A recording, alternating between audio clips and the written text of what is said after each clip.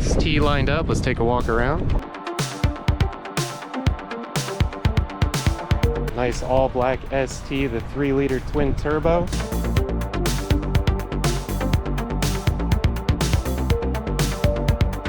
There's a button right there. Oh, I see the arrow. Look at that. The left button, right button are both buttons. Manual dropping is probably better, but the automatic up is definitely cool. We did add another button here too. So this is the lock trunk. So if you hit lock, close, it closes the trunk and locks all the doors. Oh, nice. So if you're like getting your groceries at the end of everything, you hit lock, close, you just go inside. You don't have to click the button again or anything like that. You can open it another like 2 inches. Oh, interesting. But that spot that it automatically opens to is Ford's preset distance for the best wind buffering if you're driving around with the sunroof open. The other one doesn't open. Correct. The other one is stationary. Oh, that's electric. That's cool. Yep, there is a power shade. It's going to stop about here. Oh, it pushed me. And then you can bring it the rest of the way forward. So if you want the sunroof but the kids in the back are getting hot, you can close theirs, still have yours open. On the inside, you do have a wireless charging mat back here. Some of the newest phones don't really fit that great. Rip. You do have your drive mode controller. As I turn this, look into the center screen there. You have different drive modes: normal, eco, sport, tow haul mode. They're all going to change your transmission shift points, traction control, throttle response, little stuff like that. Deep snow sand modes. You do get brake hold, which is cool sometimes. When you're driving around, when you come to a stop, it holds you in place before you get back on the gas. It's kind of like hill hold assist, but all the time. In the center here, we do have 2 more USBs, a Type A and a Type C. Does this have the engine shuts off when you stop? It does. Okay. But you can turn it off. Right, okay, good. I hate that. If you're in any mode except for normal or eco, so if you're in sport mode, slippery, trail, anything like that, the auto start stop system is disabled. It only functions normal mode and eco mode. Sport mode gives you a real tap too. Well, real digital. Up on the screen, this shows off the 360 camera. You can use it while moving forward at very slow speeds. It caps out at 7 miles an hour, but if you're pulling into a parking spot, pulling into a garage, super useful for that. Every time you put it in reverse, it's automatically going to pop that up too, which is actually what the current recall is for. So you have active lane keep assist. As you're driving down the road, it's watching the lane. If you get too close to one line or the other, it vibrates the wheel. If you go onto the line, it'll pull you back into the lane. Is that disabled? There's a button at the end of your turn signal. Yep. Okay. Just tap it? Yep, go ahead and give it a click. So there's a little trapezoid on the bottom there. Go ahead and click it again. You'll see it pop up. So that means that your lane keeps on. You click it, lane keeps off. Your lane keep on, if you're using the adaptive cruise control, you actually get active lane center. So what that means, adaptive cruise control, if you've never used it before, you drive down the street, the car adjusts to the speed of the car in front of you. So if you're doing 70 and they're doing 50, it'll slow you down to 50. They speed up, you speed up. They slow down, you slow down. As long as they're in cruise control, it does that. As long as you're in cruise control. Cool. Now if you have cruise control and lane keep assist on, it does active lane centering. So it's watching the lane, and it'll actually move your steering wheel to center your vehicle in the lane and follow the street. It's not hands-free driving, but you can literally put a single finger on the steering wheel and it'll do all of the driving. It's the future, for better or for worse. Bang & Olufsen premium sound system because it's an ST. Heated seats, cooled seats, heated steering wheel. Oh wow. That's the button to turn it on and off right there. Like I said before, 3-zone climate control. So driver, passenger, rear. You can put the rear heat on full blast while the front air conditioning's going. Is that the mid-rear or the way rear? They are all together. So there's 2 above and then 2 in the 3rd row in the headliner. They also have vents that come underneath the seats. So it's from the top and the bottom. And the rear climate is basically everything behind there. Cool. Do you have any questions? I mean, that's most of it pretty much. I'm liking it. I like all the speakers. You got 3 in the door. That's pretty crazy. I like the almost flat bottom wheel with the bumps. What do we got here? That's for off-roading downhill? That is hill descent control. It functions between 5 and 20 miles an hour. It would be your off-roading kind of cruise control almost. Anytime you're descending between 5 and 20, if you have that system on, it'll use the brakes and engine downshifting to prevent you from accelerating. Okay. So it's cool if you have like a real heavy trailer, you're going down a steep hill, something like that, but it only functions to 20 miles an hour. So what was this one again? That is parking sensors. Okay. So as you're driving around, let's say you go through a car wash or something, and you'll get the beeping because there are things close to the car, that just turns all the sensors off. Gotcha. If you're backing up to a boat or you're backing up to your garage door and you don't need it beeping because you're paying attention, a lot of people like to shut it off. Okay. And this has Android Auto? Android Auto and Apple CarPlay. It does require wired connection, not wireless yet. Can you just come and update it? And probably not. Oh, nice. They switched to Sync 4 for Bronco, Edge, and F-150 and Mach-E in 2021. For that, the only ones that have gotten it since are the Escape and the Transit in 2023. The Explorer and Expedition are still rocking Sync 3. Other model lines, they haven't given you a way to switch from one to the other. If it has Sync 3, it will permanently have Sync 3. I just found the fold mirror button when I thought it was the adjust mirror button. It also has automatic folding mirrors. There's a setting in here that anytime you lock the vehicle, it will fold the mirrors in. So if you park on a street, you hit lock, it stops them from getting knocked around, things like that. Cool. I hate dial shifters, but we'll make it work. Alright, so off to drive, and once you're in drive, I guess M is manual. Just click it. Okay. So if you have it in drive, you can use the paddle shifters to influence your gears. After about 10 seconds, it's going to revert to automatic mode. If you click M, it's going to hold whatever you put in the paddle until you press another paddle. You can redline and bounce off the limiter in manual mode. Okay. If you put it in drive mode, you click it down 2 gears, it'll go from 6th to 4th, and then after a couple seconds, it'll revert back to doing whatever it wants to do. In M mode, it locks in. Okay. I drove something, it was automatic, and it had the M. If you're banging the limiter, it would shift automatically for you and not let it blow itself up. Ah, no, this will bounce off the rev limiter if you're in manual mode. Very nice. I like that for sport reasons. Now, one other thing that all Ford vehicles come with, not just the Explorers, is Ford Pass.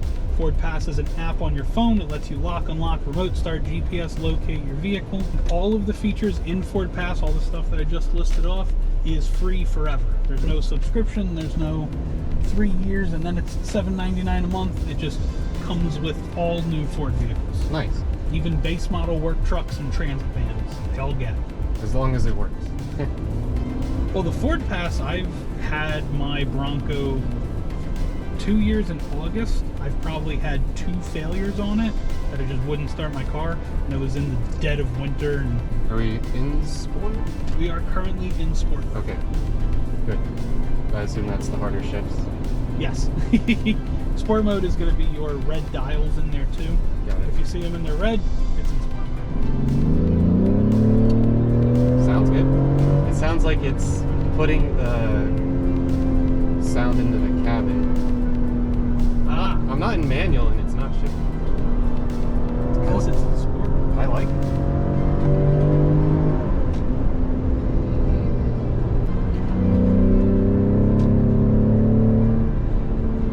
So in sport mode, it will hold your gears longer. It'll hold your gears after you get off the gas for a little bit too, anticipating that you're going to be getting back onto it soon. The sport mode and eco mode do opposite things.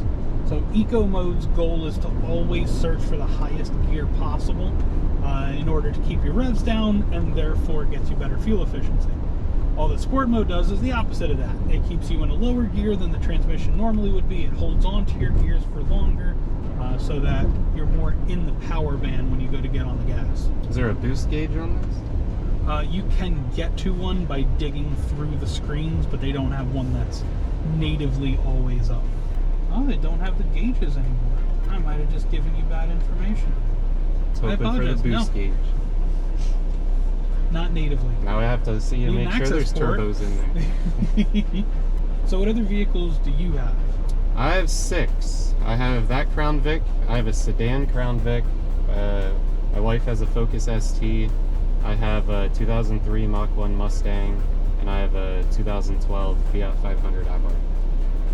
Nice. And I have a Honda Grand. Grands are so cool. Yeah. I wish my wife wouldn't flip out about motorcycles anymore. I took the safety course, so she was like, all right, I trust you.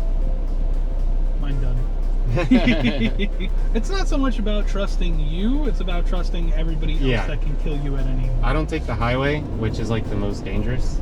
Well, yeah, which I can't anyway. Exactly. That's why she said it's okay. It's like, all right, well, you can't take the highway. So. If you would like to give it some hard acceleration when the light turns green, you are welcome to. Heard that. It is an Explorer ST. Well, on that highway acceleration, I wasn't feeling the turbo, but I assume they would have made it so the lag isn't an issue. I didn't feel any acceleration getting onto the highway. I'm sure I'm also very insulated from this speed. Well, we were going about 80.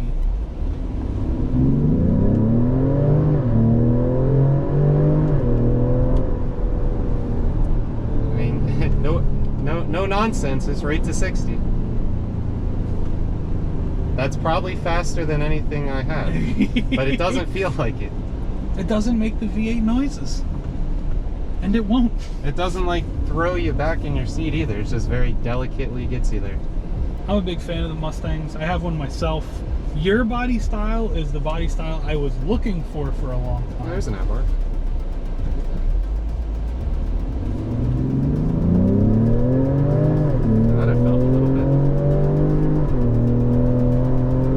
Shifts, it's very quick. It's a quick car. Yeah. Ford really did a lot to put the power in a comfortable package. It's definitely not comfortable. It's not wily. It's definitely something that you can commute with. You can drop the kids off at the bus without... You drop the neighbor's kids too if you want. Without inciting too much ruckus. Personally, I own my Bronco. That's probably my more universally accepted cool car. Everybody loves the Bronco. Medium nice days. If the day's too nice, I take the Bronco because it's a convertible and you just put the top back. Makes sense. But if it's not nice enough for the top back, but the asphalt's warm enough, I have a GT350 as well. You have a GT350, that's your Mustang. Yes. But you said Mustang, that's not a Mustang. It is a Mustang. That's a demon slayer. It's a 2016 GT350. Because in 2013 is when they bumped it from the 550 horse to the 662. Then the independent rear suspension became standard. That took that pretty well. That was terrible in the wagon. I can imagine that speed bump is brutal. Yeah. For that standard edition, yikes. Standard a normal Explorer. How is this compared to the police ones? So the police Interceptors do not use this motor at all, ever. We're going to take the next left here. Yep, right up this lane. Let's park right here. Yeah. Oh. See this Raptor? Yep. So right after this Raptor is my... Oh, your car. Ford Bronco. There it is. Look at that. We were off-road on Sunday. Nice. I see the kids' Cheerios up there. Yep. Cheerios. Nice. Now we're just going to work our way back. We're going to go left here and then left again. Cool, cool. I wanted to show them. Yeah. Look at all the cop cars. Are they for sale? So we have no cop cars available. They are all spoken for. Wow. So we are the sole provider of sales and service, Easton, Bethlehem, Colonial Regional, Nazareth, and Copley. They are all here waiting on upfits, waiting on police departments to hit their, quarterly numbers that they can't make any purchases until they're in Q3, and then they have 3 lined up, and it functions at a scale much larger than what I deal with. Gotcha. And what motor's in the police ones? So the police Interceptor use the 3.7 liter V6. Oh, they get a bigger one. Non-turbo. Oh, I thought they were turbo. Aspirated Okay. 3.7. Or they get the 3.5 liter twin-turbo V6, which they've had forever, but it's only made it to a 6-speed automatic instead of the 10-speed. And this actually makes more power than the 3.5 does. And if you're confident, I'll let you park. Well, there is a recall, so we'll see. Personally, I haven't seen a single vehicle ever have the camera fail, but when there's a certain number that do, it becomes official, Mm-hmm.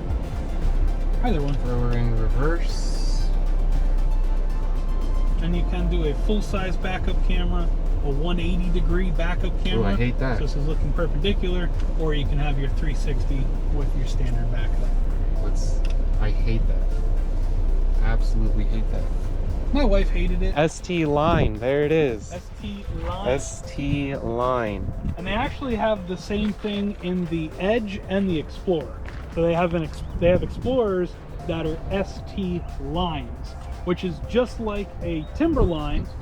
Timberline being an off-road appearance package, ST Line being the ST appearance package. It is new for this year. 2023 is first year of the body style. More space than the old Escapes if you're going 2019 or older. It's supposed to be like that. So the back seats you can actually bring forward or move back. Okay. The back seats were in the forwardmost position, which pushed the liner back. This is normally what you have under the seat. Gotcha. A little bit of storage on the sides. And how do they fold down? There's a little lever on the side. Nothing's electronic about them. Okay. It's not that big a deal. It is a 5 maximum passenger vehicle, no third row, which is probably good because nobody would want to sit in this third row if it had one. 2 USBs in the back. It does have rear climate vents, but it does not have a third zone for climate temperature. So whereas the Explorer set driver, passenger, rear, this is just driver, passenger, and the rear passengers are at whatever the driver temperature is. Exhaust is whack. The interior pipe looks like it came right out of Home Depot. You got a pipe within a pipe. Escapes do exist with a tow package. It's a little more rare. Maximum tow rating on an Escape is 3,500 pounds. You can have the front, back, wherever you like. The seats look cool, like the design. So, Oh, this looks exactly like my wife's steering wheel. It's like exactly it. feel free to accelerate. Well, it took so long for it to go. Oh my god. I floored it and it was like, okay, not yet, not yet. It literally didn't move after I floored it for like 2 seconds. Once it went though, that was quick. It's very dramatic. That's what I want. I want it dramatic. I'm sure that I don't even think I hit like 50. Yeah, it's 60. Oh, I did? It's That was 60 60? dead on the money. Oh, okay. Might be just as quick, maybe. That 1,100 pounds and the extra horsepower probably evens out. The road that we're turning onto does have a speed limit of 50 miles an hour, so you can feel free to accelerate onto it. You won't scare me.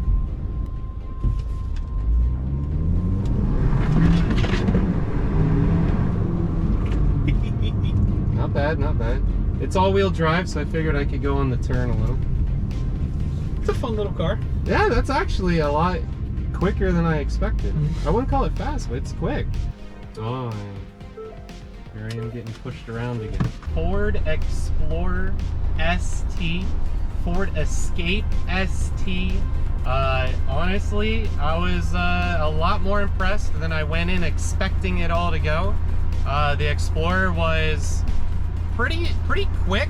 It was definitely quicker than the Escape, but the Escape was a lot cheaper of a car, so you felt it a lot more. You know, being the same powertrain as the Focus, very experienced with the platform, love it. Explorer definitely a little too much money and car than I need. Don't need 6 seats for sure, even though I'm in the wagon. The F-150, definitely not buying, starting at 88,000 up to 110. No sir, not buying that. But the acceleration, oh, chef's kiss, gotta say, top tier. I mean, 0 to 60 in under 4 seconds. You're not getting any better than that in a truck, at least. Escape, a cheap car, interior pretty cheap, exterior very boring, but hey, sometimes boring cars can be cool. Explorer ST, very cool all around. A lot of money though, was around 65K. Not really what I'm looking to spend. The Escape, I think it was 38. It's definitely more in the price range, and as I said, F-150 definitely not.